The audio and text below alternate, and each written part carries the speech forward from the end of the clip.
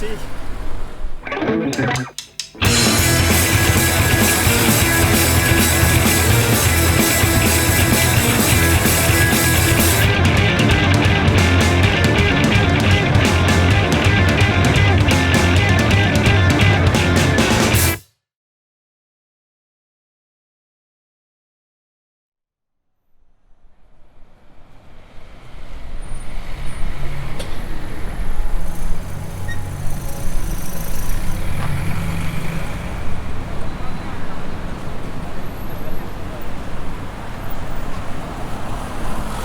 J'ai rejoint le groupe tout juste après Clément, c'était quelques semaines après Clément.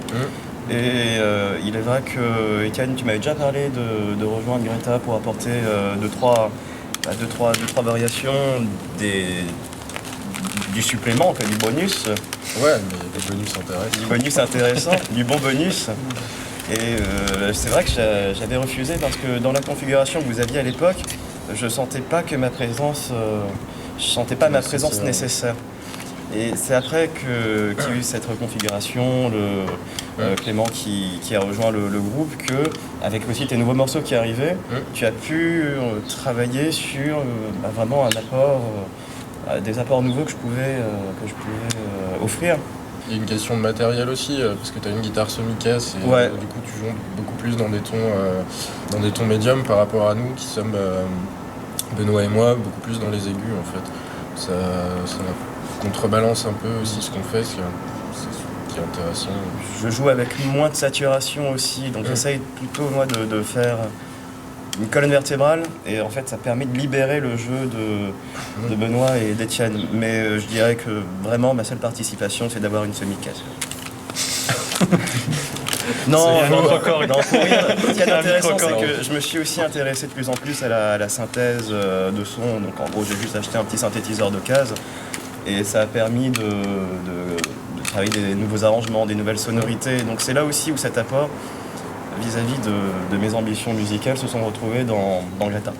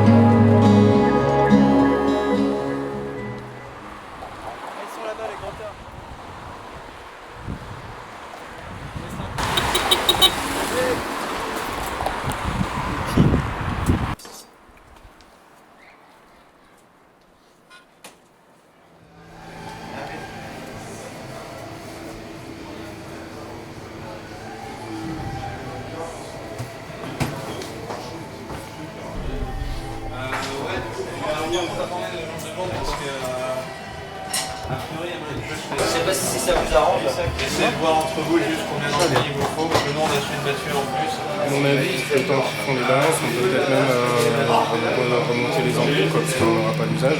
Ouais. Plutôt que de les laisser dehors. Si, on va laisser un display les instruments, et puis voilà. Ouais, bah on fait ça, ouais. On fait ça. Comme dans le sketch des inconnus, tu sais, quand il met. Il a son truc là avec plein de. Et chaque fois il met du vin dedans, il fait. Là, celui-là il est encore propre. Bon bah tiens, il y a celui-là aussi.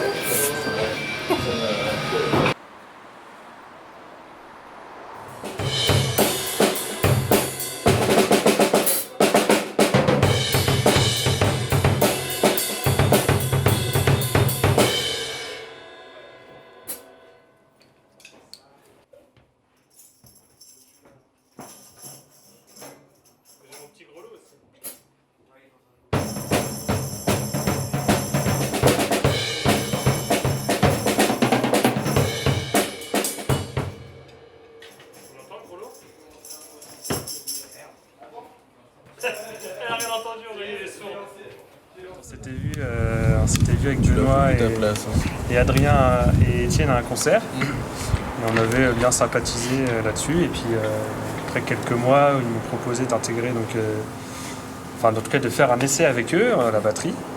Et ce qu'on a fait, c'est plutôt bien passé. Et donc après, je suis rentré dans le groupe en juillet l'année dernière, donc un petit peu avant Adrien.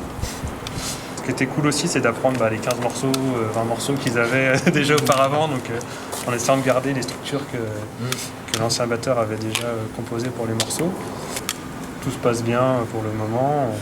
On a des projets qui sont aboutis, qui aboutissent quand on en a envie. Donc c'est très bien pour moi je suis très content d'avoir intégré ce groupe. Donc voilà. Après j'ai un peu bourriné là, mais. Ouais, on verra pendant la balance. Du coup, je pense qu'elle doit être moins embourrée à l'intérieur. Je sais pas, c'est pas la mienne. Ah oui, c'était celle T'as pas pris ma guitare de secours parce que j'ai pas ce que j'ai. T'as pris ma guitare de secours? Non, faut laisser. La cascade, là, c'était trop en fait. La cascade, ça va bien faire.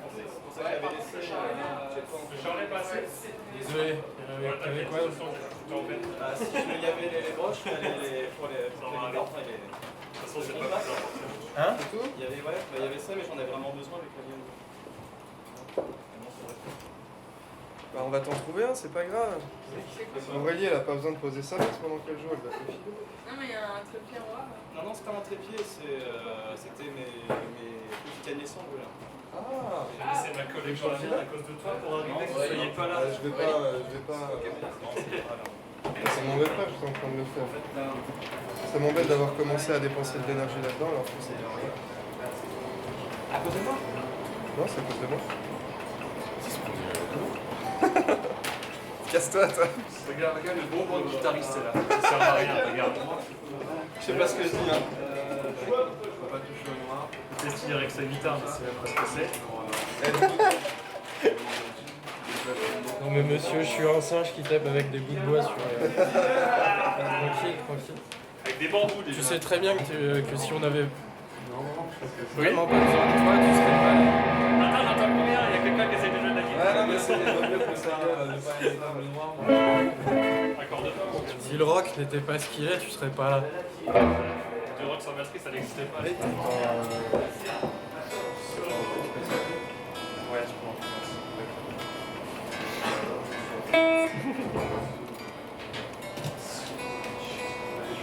Après au niveau du son, effectivement on est passé à quelque chose qui était moins punk, si tu veux, des morceaux comme Blonde Greta ou The Nagasaki Equation, ou encore même Guru's Mantra dernièrement.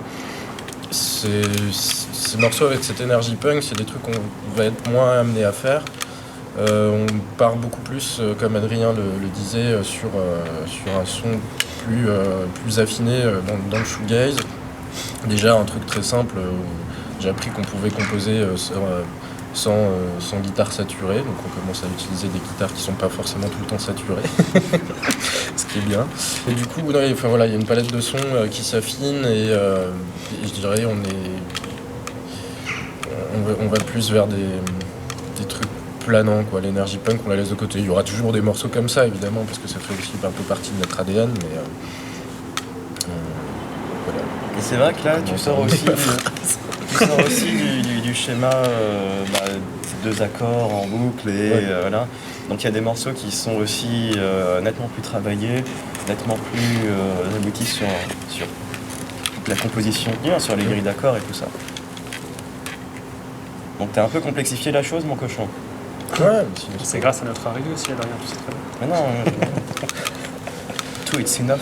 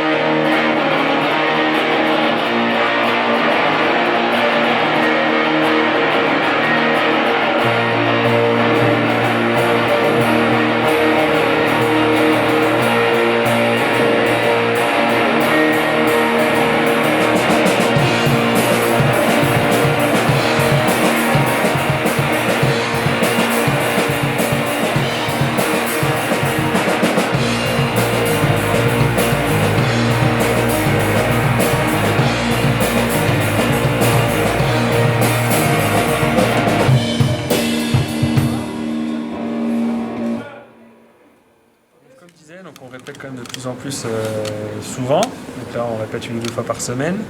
Donc on répète dans un garage qui est bien aménagé pour nous accueillir tous les 5 avec les branchements nécessaires, toute la place disponible.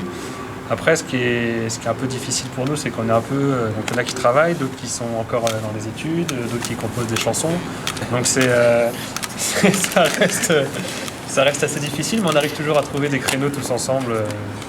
Voilà, pour se retrouver quand il y a besoin, quand il faut mettre un coup de boost avant un concert, on arrive toujours à se retrouver un jour ou 2 jours avant. Donc ça c'est plutôt le côté positif, c'est ce qui permet aussi de sentir l'énergie et puis l'envie du groupe à faire des concerts, à répéter, à maîtriser ses morceaux de plus en plus. Il faut dire qu'on est aussi dans le bon âge, là on n'est plus des étudiants sans moyens ou des jeunes sans moyens. On n'est pas encore dans une configuration de famille pour ceux qui en auront, avec des moutards qu'il faut torcher et compagnie et qui prennent beaucoup de temps. Donc là, c'est vrai qu'on arrive pile dans le moment, je pense, pour bien faire de la musique, bien bosser. Faire un gros coup on a du temps libre et en même temps, on a des capacités derrière, logistiques.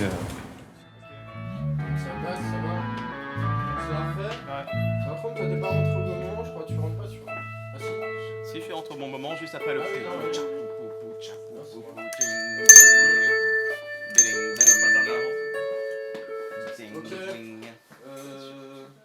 On se la refait quand même. Je sais pas si c'est...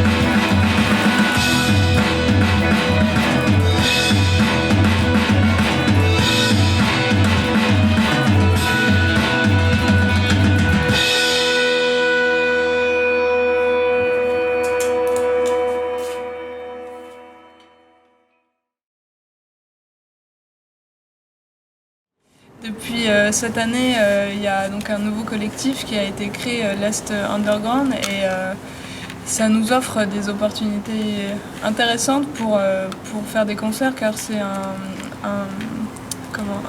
un collectif qui regroupe, qui fait jouer des groupes essentiellement shoegaze et toute cette scène, donc sur Nancy essentiellement, et donc ça nous fait quelques dates en plus pour nous, donc principalement à la Machine à Vapeur, donc la péniche à Nancy, et c'est toujours sympathique de retrouver, de jouer à la maison, etc. Et après on s'exporte aussi sur Masse et autres, donc c'est toujours sympathique.